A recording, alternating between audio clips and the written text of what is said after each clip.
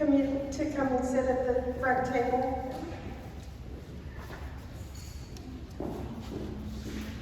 We are very lucky tonight that our SREC 11, Galen, is actually the chairperson for the state convention this year.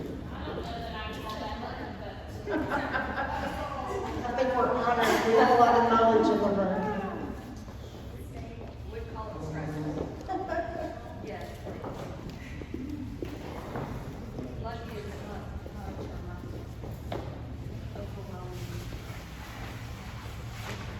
Okay.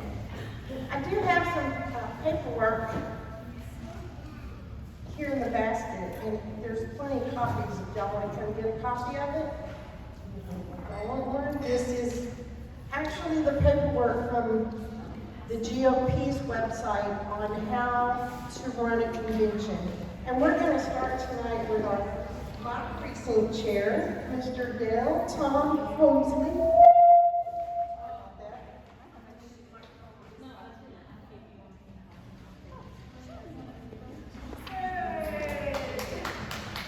Thank you, Mr. Chairman.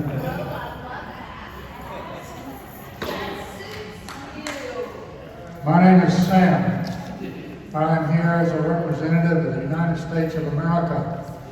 My duty tonight is to explain to you your job from here on.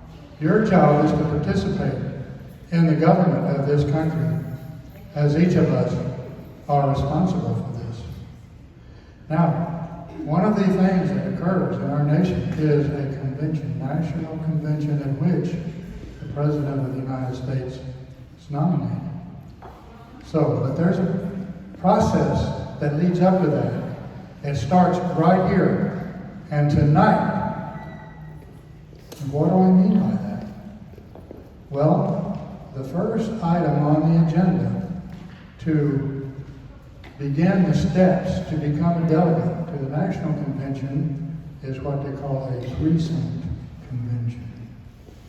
And through time we found that very few people know or understand what the precinct convention is. So, let's talk about that. Ms. Hildebrand introduced me as her precinct chairman. But I'm not the precinct chairman of the precinct convention, unless I go to it, but that's a little confusing. So let's put it like this. The first step in getting the President of the United States nominated starts at the precinct level. When does that precinct conventions take place? Who can tell me that? It depends. Traditionally, it takes place the night you vote in the primary. The night you vote in the primary is the time to gather at your polling place for the convention, the precinct convention. Now, when I say it depends, it means this, that the party chairman can change that and have all precincts meet as one, which we did at the last primary. So we'll have to wait and see what decision is made, whether we meet as individual little groups in our own precinct, or if we go to a big group as SD convention type. This is not the SD convention, we're not confused. Okay, so now we go to, remember now, you voted. You have to vote in the Republican primary in order to qualify to be, to attend your convention. And in cases, you might have to sign a statement saying, I am a Republican, I have voted in the Republican primary, and I will not vote or attend any other primary or election for anybody else. Me, Democrats, okay? So, you swear to that. When you go in there, you have two purposes. There's two reasons. Want to run? What are the two reasons that a precinct convention is held? Number one, To elect delegates. there you go. You're going to elect a delegate, or however many people there, as delegates to this SD convention. And what's the other reason? This is your reason, this is your opportunity to tell the world how you feel, what you think this party ought to be doing. And that's done in the form of a resolution. So, the first thing you do is go in the room you go into your precinct convention area, wherever it's designated that you are. The presiding judge of that precinct will have a packet. And that's similar to what Phyllis made available. That's what's over here in this basket. So, you ask the presiding judge for your precinct packet. They will give it to you. And inside that packet gives instructions on what to do. Now, if the real precinct chairman for that area is there, then he automatically becomes the precinct chairman for the convention. But if he's not, then you've got to select somebody to do the job. So let's say it's me and Phyllis and Steve and 3 or 4. I've never been to one of these conventions more than 3 people, have you? So you have to pick somebody. Okay, so Phyllis, I want you to be our chairman. Okay, now you get the packet. You open the packet, and inside you're going to see conducting the precinct convention. And it gives you the instructions on what to do. So,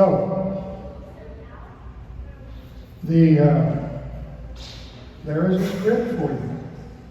The script looks like this, and it goes step by step down there, everything you have to do.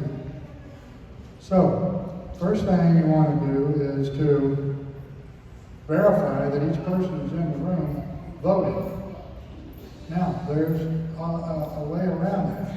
If for some reason a person shows up that didn't vote, then they can sign this other form, which is called an affiliation with the Republican Party of Texas by oath. So they can swear that they are not going to vote for Democrat or go to their meetings and still attend their meeting and become a delegate in that way.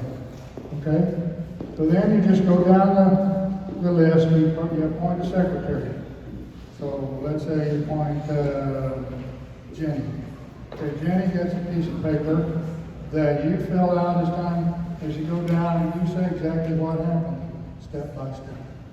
The next step is to have an election for a permanent. So you became the temporary, just somebody to get the thing going. All right. From there, you elect a permanent president, chairman. What am I saying? Precinct chairman, right? And then the permanent precinct chairman goes ahead and uses this script to go down the line. So the first thing on the agenda there would be, after you get through the appointment of the offices, is to select the delegates. And it tells you how to do it. There's 2 ways you can do it: by acclamation. Like whoever there wants to be a delegate, they fill out a form, which is in the packet. They want to be a delegate. And then after that, there's a vote by the people that are there that to become a delegate. Okay? You got that? Ms. Chairman, Madam Chairman. All right, so that's kind of in simple terms what happens to become a delegate. And then the next thing you go through as the precinct chairman that night will be to ask for resolutions. And there's a paper in the packet that gives you a blank piece of paper. If you want to say something about the border crisis, or if you want to say something about you name it, then you have a piece of paper in your packet to do that. Okay, so now the meeting's over, we have adjournment, and so I'm going to skip things through there because it's all in the script. But after adjournment, when you've done all your business and you've got your delegates, then you sign off.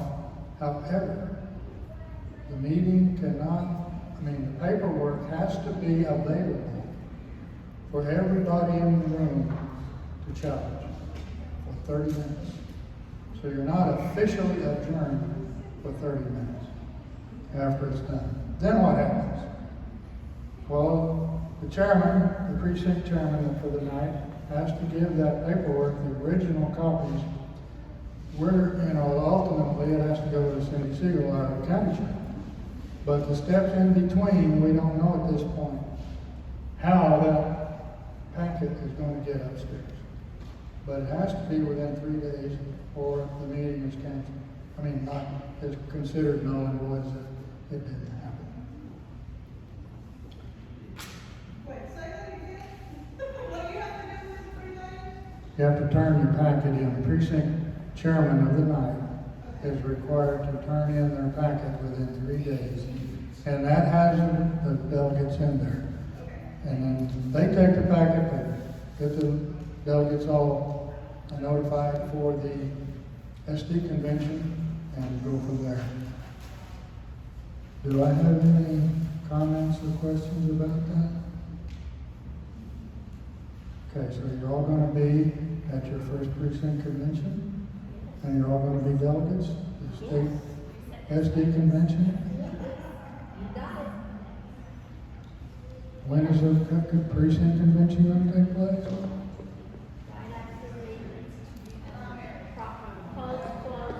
The night you vote, right? Somebody said no, I guess. Anyway.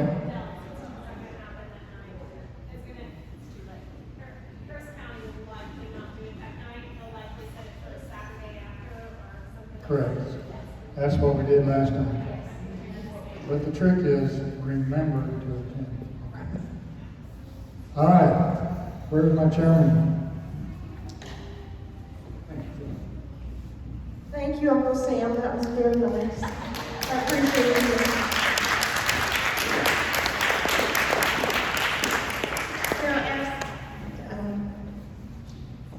Officially, his name is Dale, but I call him Tom, along with his wife, and it was easy for me to remember. That was my husband's name. Dale explained very well how we moved through the precinct convention. And then after that, we elect delegates to go to the senatorial or county district convention.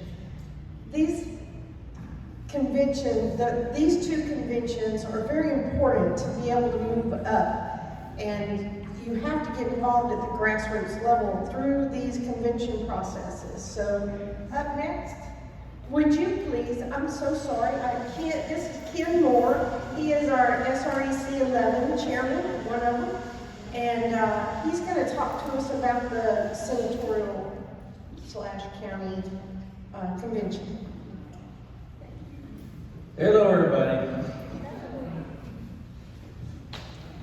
Okay, so originally I was going to talk about the national convention, and so I did a lot of reading on it. The problem I had was I'd never been to a national convention, and so when Burgundy came up here, she said, "Well, I've been to one," and she said, "Why don't we play trade places?" I said, "Bless you." So that's the bad news is I didn't know much about the national convention except what I read, which is kind of geeky. Good news is I've been through quite a few Senate district conventions, but I got to reach a little further back in my head to pull information out. So, SD convention, in counties that have where they only have one Senate district, it's generally called a county convention. Now, that's not Harris County. I'm from Missouri County. We have more than one SD also. And so if your county has more than one Senate district, like Harris, and like Galveston, and like Missouri County, then you have these Senate district or senatorial district conventions. That's what they're called. And if your county has more than one Senate district, then it also means you're going to have more than one convention. And so in Missouri County, we have SD 11. We also have SD 17. And so they'll be having separate conventions in separate locations, but should be on the same day. I don't know if it's a statute or just a party rule, but the SD convention is supposed to take place the fourth Saturday in March. Unless it's a holiday of some kind, it's Passover or something like that, then they'll move it around some to try to accommodate. But normally it's going to be the fourth Saturday in March. I'm going to use, do you have your, I will send a slide presentation. I'm going to use that as well as my notes of this thing. So excuse me once in a while, I have to scroll down here. So you go to the SD convention, you're going to have, it's going to start out pretty much the same way as any other convention. You're going to have a temporary chair, you're going to have a temporary secretary, I think we'll have a temporary parliamentarian perhaps. They just needed, okay? And then you're going to the process of electing permanent chair, permanent secretary, permanent officers. And then they're the ones that will guide you through the rest of the process. You're going to have several committees that this thing doesn't have on there. So you see that dish out of my head, I may need some help on this one. You're going to have nominations, you're going to have credentials, you're going to have resolutions, and what's the other? Rules, thank you very much. And if these committees are doing their job correctly, they're going to be meeting before the convention. Okay, is that senatorial?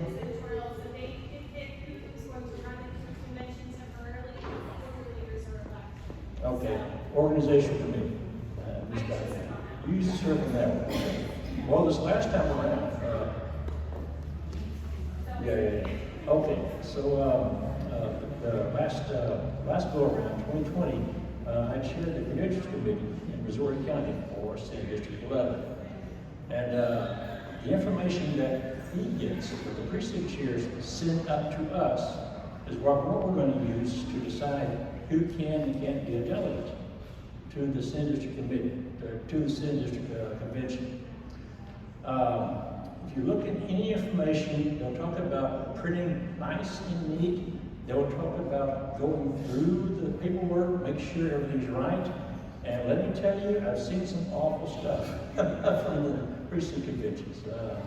The form you fill out it can be a bit geeky, but it's not really hard to understand.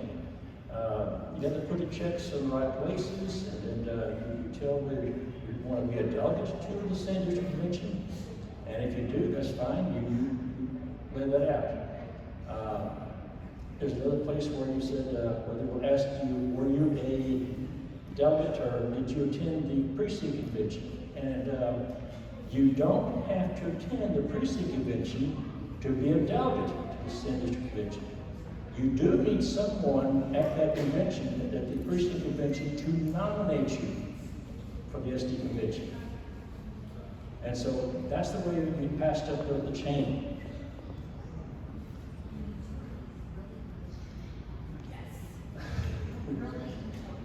Very important, it falls under the heading of good paperwork, penmanship, what have you. We need good email addresses. And that was another nightmare we had people who decided they didn't want to put an email address on there. Sometimes they use a phone number. Okay, that's fine. But then you got to answer the phone when you call. And we're trying to confirm this stuff. We need your employee member. We need to know that you're a registered voter. We had one guy that wanted to be a delegate to the state convention, or wanted to be a delegate to the Senate District Convention. And we couldn't find any proof that he was registered to vote. And of course, it was on Saturday, and so I tried to call the county to find out if he was registered, and didn't get a phone answer. We tried using the Secretary of State's office. We couldn't get an answer out of that either. And so we had to let him go. We couldn't let him be a delegate. That was kind of sad. He was really committed. So anyway, that's the point. You're going to have that's how we choose the delegates, the people that are going to be there. Just kind of using this slide presentation, it talks about using high school students as people to help out. They can't be delegates. They're registered voters, but they can do things like run back and forth from committees, through runners. They help set up or tear down. It's a wonderful way for them to get broke into the process. You can recruit some of those. But you'll need assistance to go through your SD convention.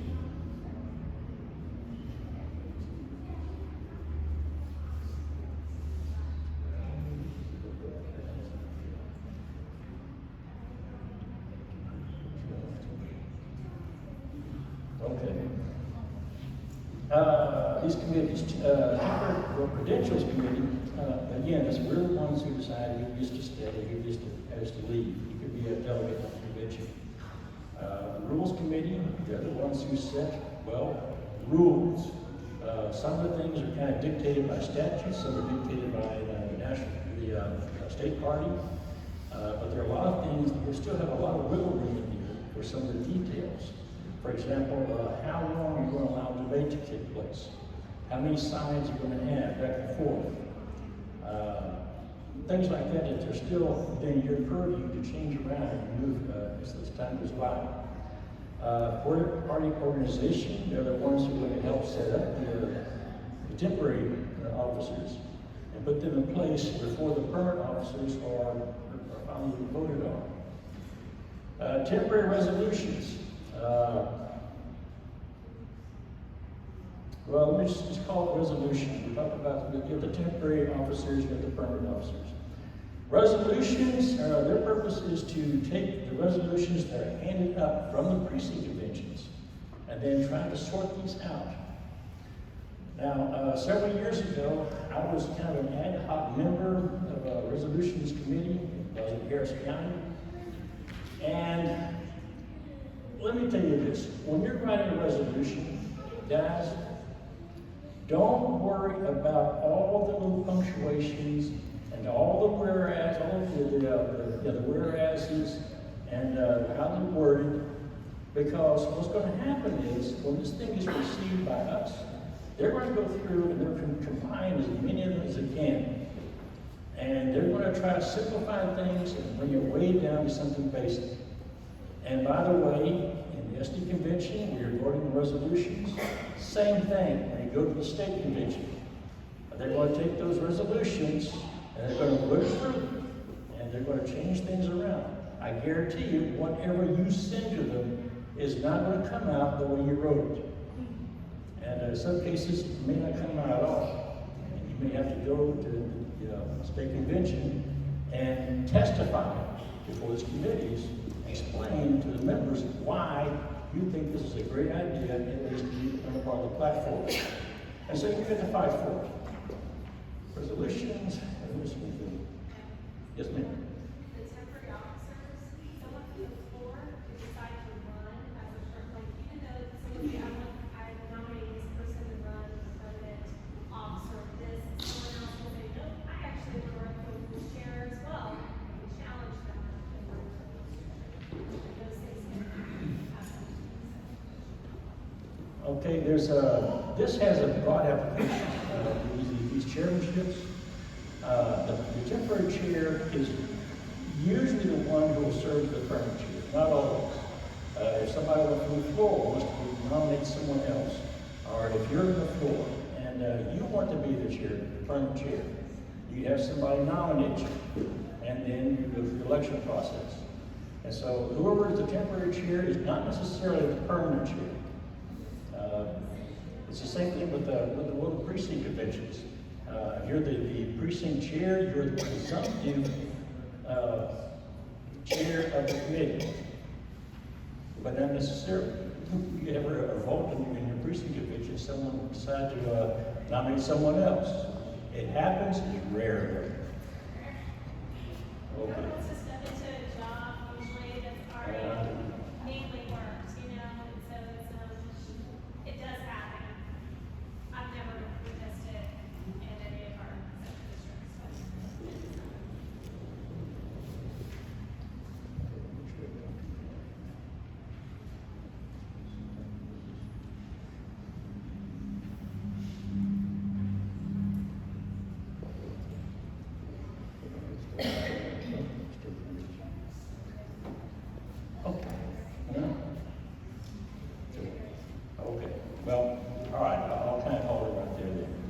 from this point right here, one of the things you're going to be doing then at the SD convention is electing delegates to go to the state convention. And you're going to follow a very similar process, which you went from the precinct convention up. Now, again, to become a delegate to the state convention, you don't necessarily have to attend the SD convention. You do need someone to nominate you. I have to be voted on by the body. But it's just like the precinct convention. If you want to go to the SD, you don't necessarily have to be there. Someone has to nominate you. So anyway, If your precinct, you will have less seats as you go up. And so as a precinct, you might only have 2, but 4 people from your precinct want to go. Don't be discouraged, people can go at large as well. So you might only have 2 that can represent your precinct, but there's at large positions where you can step into an at large position and still go and be, not even an alternate, like you can actually be a delegate that way without actually, okay. representing your Number of possibilities here. If you don't get chosen for a delegate to the state convention, you can possibly become an alternate. And an alternate a lot of times becomes a delegate because somebody's bound not to show up. And there are also in large positions. I got a war story that I'll save you. But one time I was the at-large delegate from my SD convention. So anyway, any questions? Are we taking questions? Sure. Anybody got any? Everybody is knowledgeable about the convention Fantastic. process. All right. I have a question on that. Yes, ma'am. At that SD convention, you say if you're not there, you need somebody to nominate you. Yes. If you are there, do you also need someone to nominate you? No. Nominate yourself.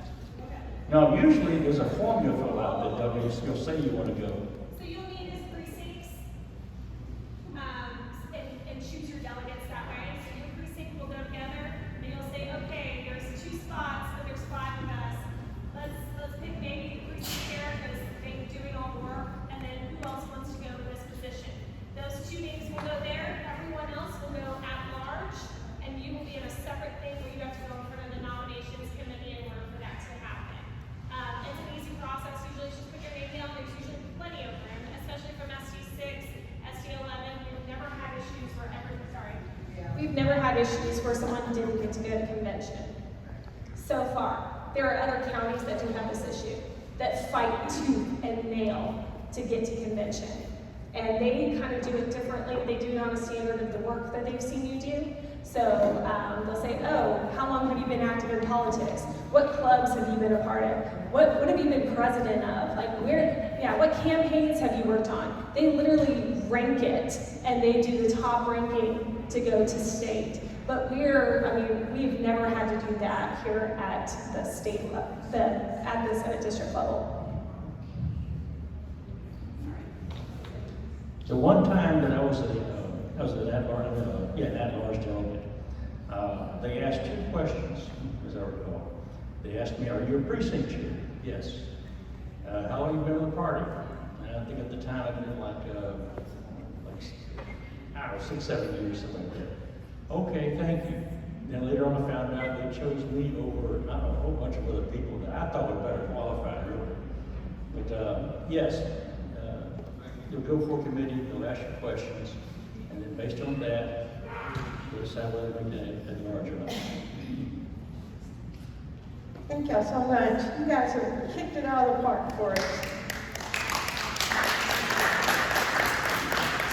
If you understand the precinct convention process, you'll understand the rest of them as well because they follow the same guidelines, except they get bigger and bigger. And now we're going into the state convention, which is my favorite. I haven't been to national, but I love going to state convention. It's a lot of fun as well as work. I've served on several committees. My favorite one was, I now forgot what it was.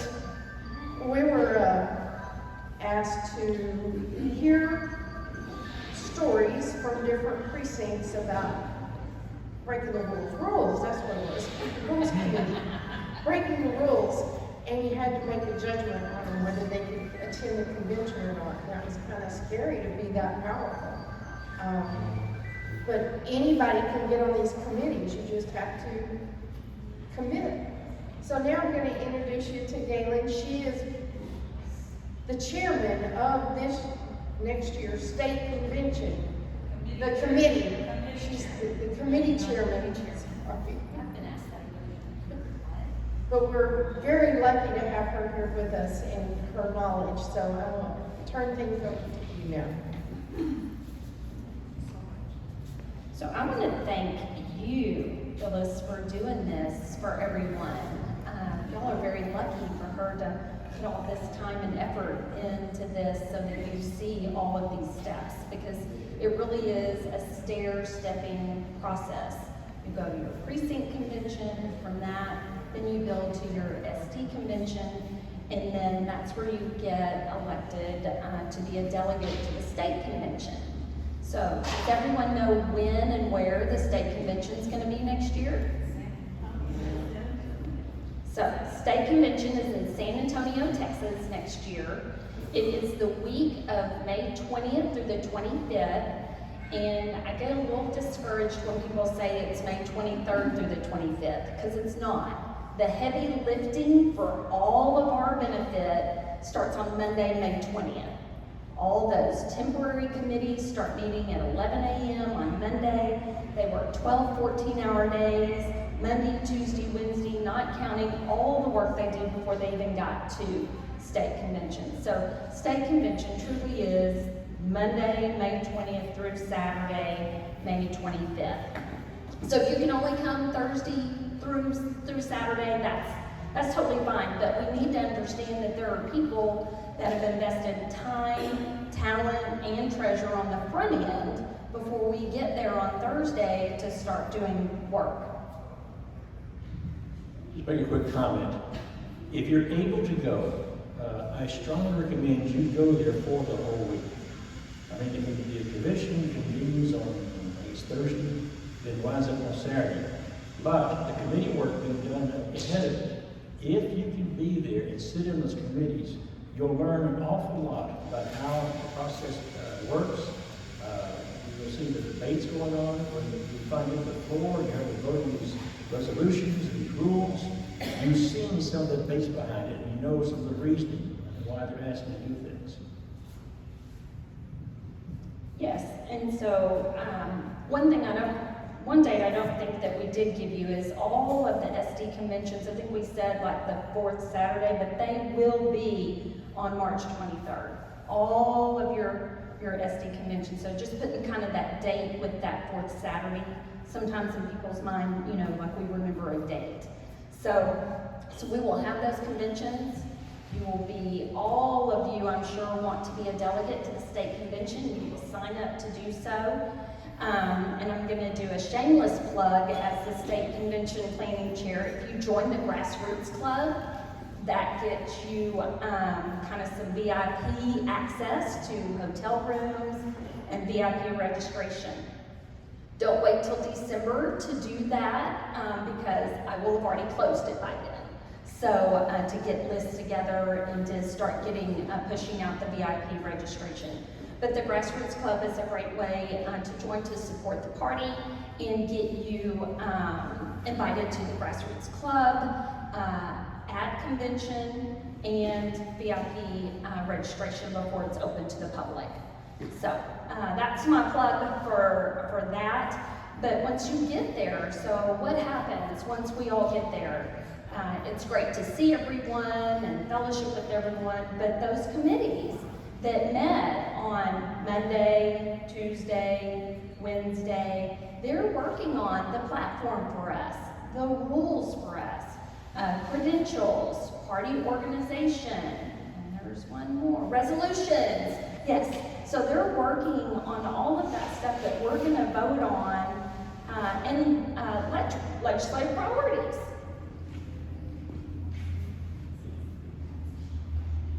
Yes, yeah, so they're working on all of that stuff that we're gonna vote on. So like what Ken said, coming in, even if you can only come a day early or 2 days early to know what kind of priorities are coming up for legislative priorities.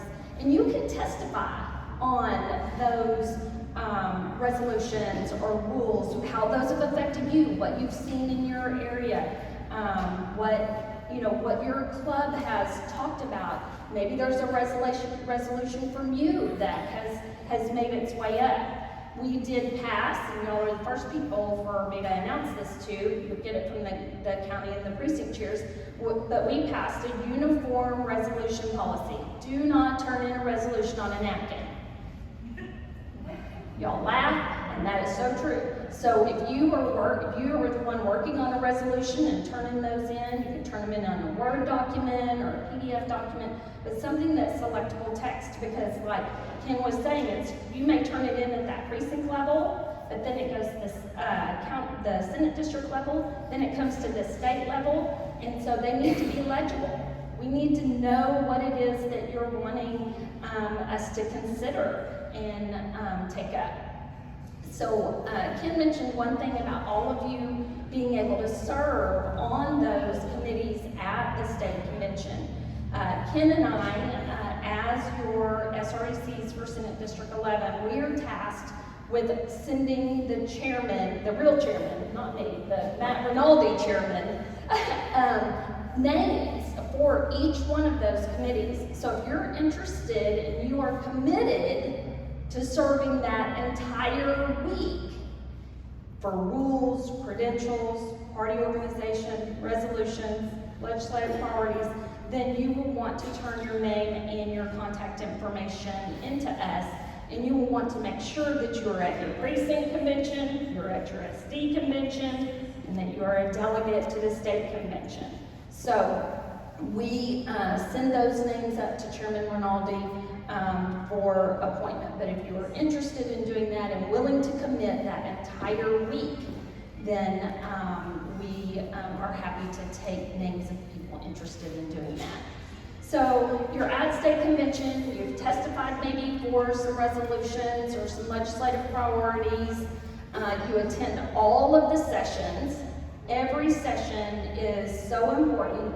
Since it is a presidential year, we will have not only Senate District Caucus meetings, we will also have Congressional Caucus meetings. Is everyone here in Brian Babin?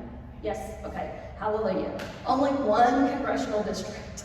So we will have meetings where everyone that's in Brian Babin's congressional district, we all meet. So you will have to pay attention to the program. Are we having an SD meeting? Or are you going to a CD meeting? So SD for Senate District, CD for Congressional District. We will have both of those meetings Thursday and Friday at convention, and it will be important that you're in those. And even, I can briefly mention that about being an alternate. It is so important, even as an alternate, that you go, because we saw time and time again pulling people up from the alternates to keep our delegate strength. We want every one of our votes to count. We only get a certain number of delegates matching in alternates, and we want every one of them to count. So we want butts in the seats, is a nice way to say it. But those votes are weighted and they count, and depending on our delegate strength, like a vote could be 2 to 1, like it could count as 2 votes. So those seats need to be filled. So please don't take it lightly that you signed up to be a delegate and it doesn't matter if you go, or it doesn't matter if you skip a session, or it doesn't matter if you come that day you want to go tour the Alamo. Please take it seriously, because we need, especially for Senate District 11, we pride ourselves on filling all those seats and delegates, and everyone being able to have their voice heard, vote on those priorities, and, Sorry, boys, sit down. Now, we are. No. What's your answer? Yes, ma'am. Very good. So does anyone have questions about the state convention in particular that you want to know?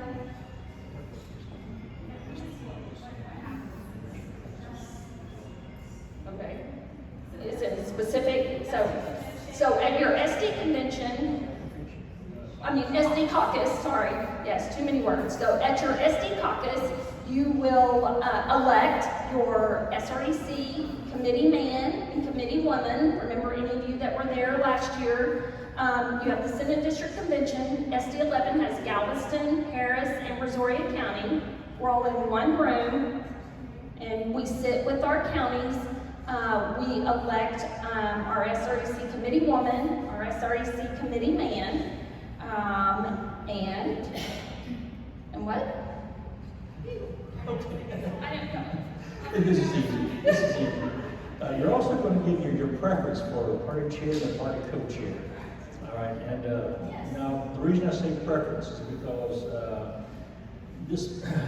your vote will have to be combined with other votes from other caucuses, and that's where the final decision is made. You may decide, I want Mount Ronaldo. Okay, great.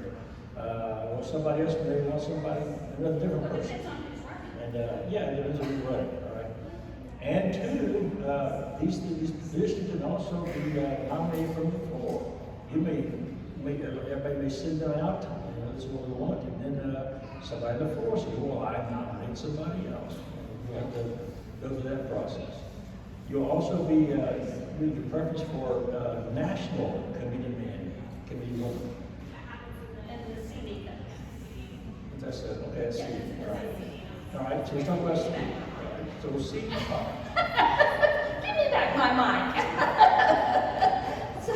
So SD convention, y'all are clear that you vote on your SREC committee woman, your committee man.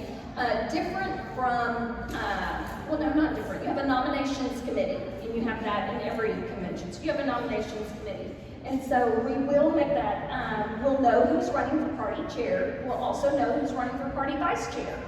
So for any of you at convention last year, remember we had 3 people running for committee vice chair. So then we had a runoff. And so we will have, we will make those preferences, and then that vote is done from the floor if there's a runoff. When you're in your CD conventions, you will choose your national committee woman and your national committee man. Currently, we have 3 committee women. We women rock, like women, we are it. So we have 3 ladies running for national committee woman, and we currently only have Robin Armstrong running for national committee man. So no opponent for him as of me speaking this moment. But we will make those votes as well for each one of them. But unlike the SREC, your national committee man and woman are voted every 4 years on your presidential term. So they coincide with that in a 4-year term. Ken and I serve as a 2-year term. Okay? So, what else? Here. Sorry, because it kind of goes into national. So also in your CD convention, your caucus, it's not convention, sorry, using these words wrong, caucus, you're going to have your delegates that go to national, okay? There are, there's certain people, what am I supposed to do? Oh, she wants to introduce you. Yeah. Yeah. Okay, so, right, so in your CD convention as well, at the state convention, you will have delegates that will run to go to the national convention.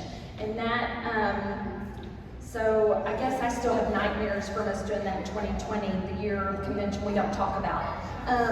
So people that are delegates at the state convention will lobby and speak to run as a national delegate, to go to the national convention, to be our voice and representative, and those are elected from your CD caucus.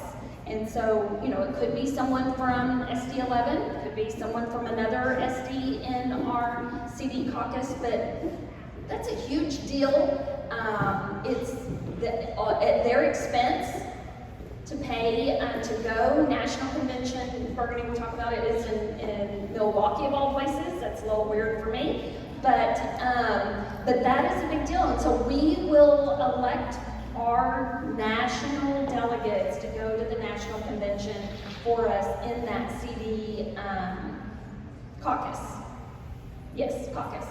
Yes, and so I'm going to turn it over to Burgundy. She will talk about all of things at national. So everyone's going to their precinct convention, everyone's going to their SD convention, and then everyone's coming to the state convention in San Antonio, and then Burgundy's going to tell us how to get to Milwaukee. And from the great state of Texas, we're going to national. Okay. For bringing the national convention to Baytown.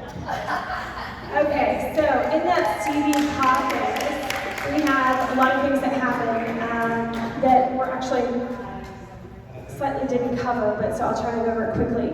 So you have delegates based on your primary, okay? So when the primary happens, your congressional district will have voted a percentage, okay? So maybe it is 50% Trump, 50% DeSantis. Let's just throw that out there. So what's got to happen is your delegates, they're bound, okay? So you have someone that's running as a Trump delegate or a DeSantis delegate, and that binds them to what they have to vote for when they go to national, okay? So it was 3 last time for us in the congressional district, if I remember correctly, and 3 the time before that. And so likely we'll be sending 3 from CD 36.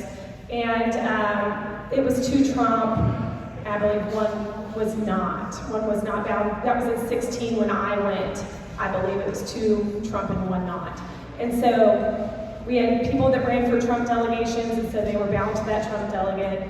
But there was a whole issue, so people didn't want to do that. Anyways, and that's questions that are going to be asked of you. Like, will you vote for the one that you're bound to? Because it becomes a big deal, and it could be a very, very big deal at national this time, okay? So then you have unbound delegates. They are not bound to do that, okay? So they have the free will to kind of vote for whichever one they want when they get to national, okay?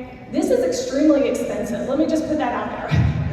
To go to national, I mean, it's minimum $1,500. And I was an alternate when I went, you know, so and it's very, you know, depending on who your delegates are, it can be kind of spicy about them, even letting you on the floor, things like that. So know that if you're an alternate, yes, you're going, yes, you get to participate. It's likely you never get to step on that floor because some people don't want to give up their spot. You know, they don't want to even allow you to come have a picture. There's personalities. So just be aware of some of those things as you're applying for this process. And it's important you also in the congressional caucus, you do your elector, your presidential elector. Okay, so Texas gets how many? What is it? What's that number? Is it 40? It's 40? Okay, we get 40. The whole state. And so, but then in December, that's a separate thing that usually happens on the Texas House floor, and it is such an honor and privilege to be able to do that. You're technically the one that literally says, hey, all of our stuff goes to this candidate, that type of thing. So at national, you've got the same things that are happening, okay? Things that you're standing for, you know, that we decide, you know, as a state. Okay, our same process is happening just on a bigger scale. You're still electing your party leaders for your national convention. And like I said, with this election, it's very different because you've got bound and unbound. And it's either very clear where the nominations are going to happen, and it's very clear through the primary process what the vote is going to be, and it's done in that first one, and it's done in your presidential candidate. It could happen where it's undecided, and where it goes into multiple rounds of voting. After that first round where you're bound, you're no longer bound. You can vote for anyone. So the question is, are you going to send a delegate that said, I'm going to be a DeSantis or Trump delegate and I'm going to vote DeSantis or Trump all the way through? Or are they going to be somebody that's going to be wishy-washy and decide, you know, I think I'm going to go with this one over here. I just kind of feel like the room's not going that way. So you have to be very certain about who you send to national as to what happens, okay? That they're going to do the will that you elected them to do, okay? National is fun, lots of events, parties, but I'm telling you, it's expensive, it's contentious. I mean, we had people throwing things at us, yelling at us. It was insane. It was 2016 was the time I went, and there was security everywhere. It was intense. And so, but quite an experience to go through, and I would suggest if you can do that or even go as a guest and volunteer, it is awesome to be a part of and to see. And so, what else? Milwaukee, and is it June or July? I actually did not look at this because I wasn't prepared. July 15th through the 18th. July 15th through the 15th through the 18th. So similar thing, they'll be meeting prior to that to work on the same thing, resolutions, things like that. So just be prepared. If you want to go up early, you can do that. You can listen into the committees, the same that you could for the state, same thing you could for the Senate. Sorry, precinct chair, we just don't do that at the precinct convention. So. Correct, but this is the number one step, so go to your precinct convention to get all the way up. But I will tell you, some people, to me, and my husband, because he's an elected official, we care what the grassroots think. We care about the resolutions that are passed. We care about the legislative priorities that are coming from the base. It matters what you think and what you believe, and we stand for that, and we fight for that. And it gives you a platform of saying, hey, this is what our people want. This is where we're going to represent. So it is important that you go to these conventions. And it's also just the same as important at national that you select the right people that are going to represent you well, and they're going to vote the way that you want them to. And they're going to go. Yeah, because you have to sign something that says that you can afford to go. It's that expensive. Because they're like, we don't need people backing out. And there's dress codes. I'm telling you, it's crazy. It's like Texas hat, Texas flag shirt, like at your expense. Okay, so remember all that. But I think that covers everything generally. We talked about that. Does anybody have questions about any of the convention process whatsoever? I know this was a long presentation. All right. I just want to emphasize the importance of making sure that you are able to go before you run for the position. You don't want to run for the position, get it, and then suddenly put pencil to paper and think, oh, what was I doing? I can't do this, and have to back out. And so number one, that messes things up for the organizers. But number two, you've just taken away a place that somebody else could have used. You can go. And so before you run for the position of a delegate to the national convention, be sure you're able to go, you're able to afford it. I've estimated the cost because of knowing where it is, and we have RPT working on the events, that it's going to be $2,000. It's a good rough estimate. So we, if you want to run, we will encourage you and help you in any way, but it is good to know, yes, I can do this, yes, I'm committed to doing it, because like I said, we don't want to take away the spot from someone else that could go and represent us. We could help maybe someone else do it if we can't afford to go, then we can just make sure we get the right person to go that's going to represent us all the way through, and then we can force them when they get back to give us all a debrief of how great it was, right? I'd say the selection process to become a delegate to the national convention is intense. So, if you want to go to the national convention, you have to campaign for it. You've got to get supporters. You have to make a campaign speech. You have to convince everybody in the audience to vote for you. And people bring trinkets and everything to give away to. You're going to get mail. People that are running, you're going to start getting mail, because I got mail for some of those running for national. But in the long run, you get elected, it is more than worth it. And that's really one of the only great things about the 2020 Zoom convention is, you know, that we could see them all. They couldn't bombard us in person, right? It's because it was all on Zoom. That's the only silver lining I'm going to give 2020, nothing else. That it is. Actually, the national delegate here, she did, well, the one being, sorry, Lillian was actually one of our national delegates, but sadly, for 2020, but sadly, because of the Zoom and COVID, they wound up not doing an in-person one, and so she didn't get to participate the way that she wanted to, and we only sent Matt Rinaldi and our two RMC people, and that was it. It was Robin Armstrong and Tony Antichel. So those were the only three that got to go last time, but this next time will be fun. I think we're done. Does anybody else see anything? One of the things I always loved about going to a convention is picking up trinkets. And some of those trinkets come in a bag that is freely given by the candidates. As you can see, I have Kay Hutchinson here. That's been a few years ago. This one doesn't have a name on it, but it was C-SPAN that gave it to us. That was 2008. Lillian, I have a gift for you. You can have this one. No, but I do collect them. I have pins that I took a picture of, and you said you wanted the pins, but I have misplaced them. They're in the house somewhere. But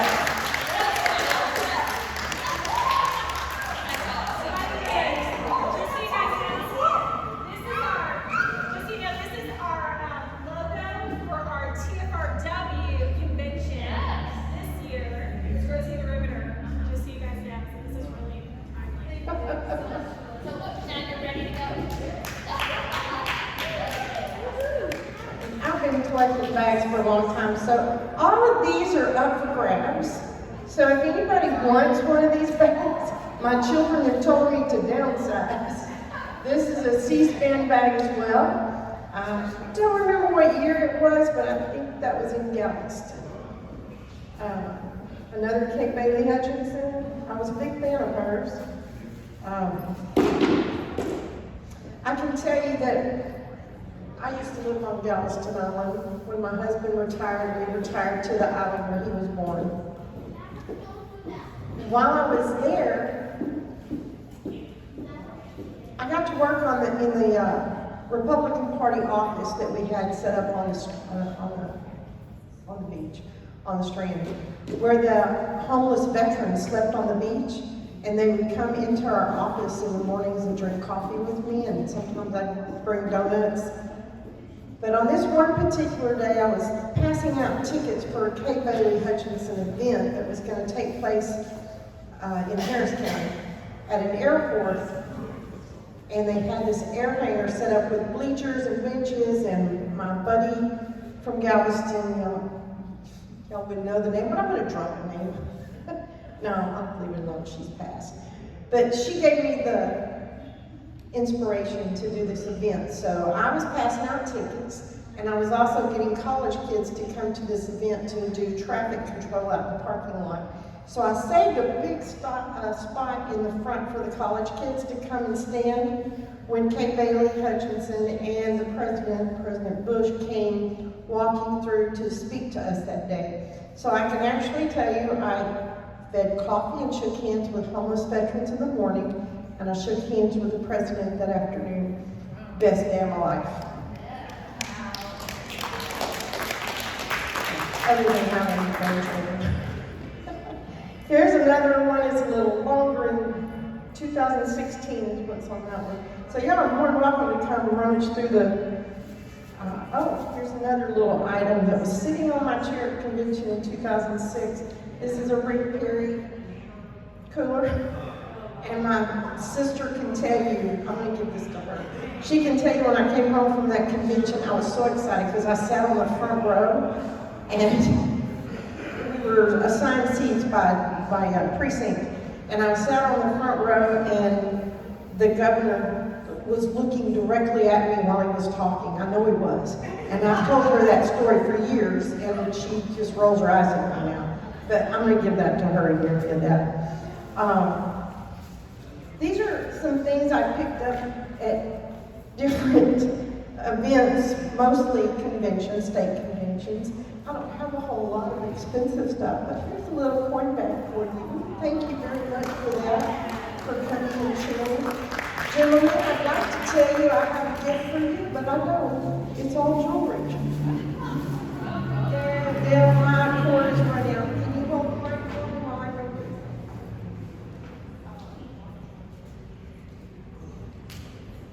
How about we give Phyllis a hand for this program?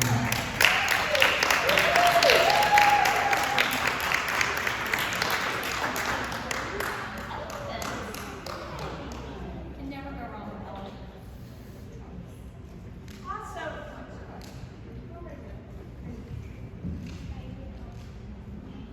If you're a conservative person, you're most likely an NRA member as well, like I am. And I used to teach a class called Refuse to be a Victim. And I think we ladies need to have this class. But I have a whole bunch of bags in here. Please come get one, take one home with you. They're free. I'm downsizing. But that's all I have for tonight. If you want to see some of the trinkets that I've brought home with me over the years, I've saved them up here. Including, I got these at one convention. I gave them to my mother. She loved sunglasses, so I kept them after she passed. So I have a lot of stuff up here, y'all. More than welcome to come look at and share.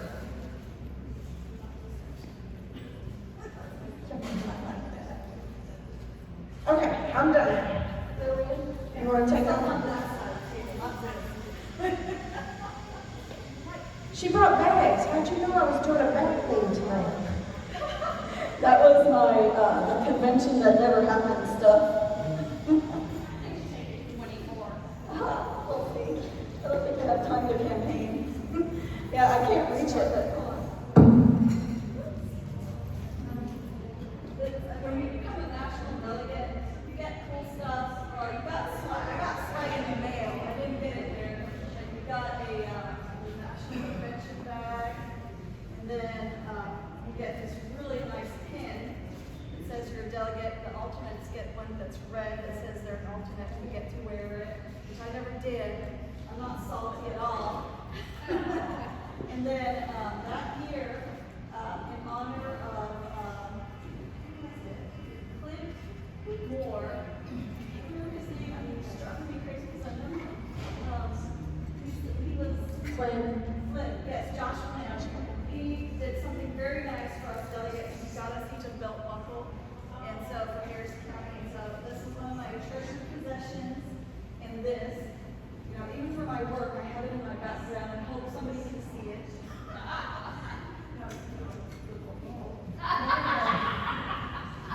Like I'm in my Zoom meeting and I'm casually raising up either my Alabama cup, because I hate Alabama, or my, what's that coffee company that has all the guns on it? Oh, yeah, Texas Rifle. Yes, and then one time my boss notices it, and she's like, do you think that could be offensive to someone? I was like, really? And I just don't say anything, and I just keep using it. Because I'm not going to be divisive. But anyway, thank you so much, everybody, for coming. There's a couple things. I just want to remember any guests. Yeah, I know.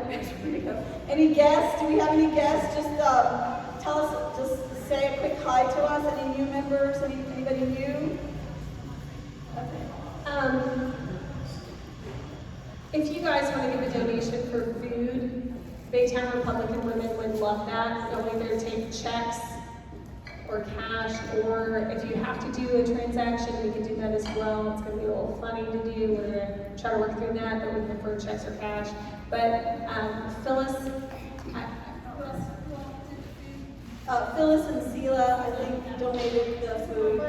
And then there are a couple announcements. I know it's kind of late, so we're going to wrap it up.